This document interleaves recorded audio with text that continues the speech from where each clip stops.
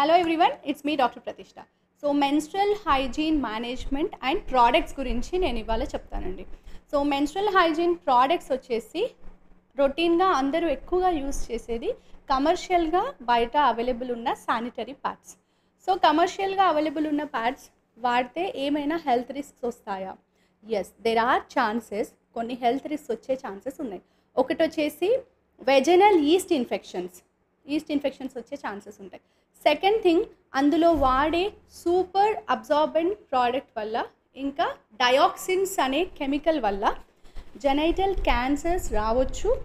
And దాంతోపాటు endometriosis అనే disease రావచ్చు అండ్ ఇన్ఫర్టిలిటీ ఇష్యూస్ కూడా రావచ్చు. సో శానిటరీ ప్యాడ్స్ వాడే ముందు ఇవన్నీ ఆలోచించండి. And then what? Sanitary pads వాడద్దు అంటే ఇంకేం వాడచ్చు? Yes, so that is the question. Reusable cloth pads వాడొచ్చండి. So once you invest in that becomes very cheap. Throughout year use చేసుకోవచ్చు. అండ్ ఆల్సో ఇప్పుడు కొత్తగా పీరియడ్ ప్యాంటీస్ అని కూడా వస్తున్నాయి. అవి కూడా reusable. You can just wash with soap, you can dry them out and you can use them. And along with that menstrual cups కూడా వాడచ్చు.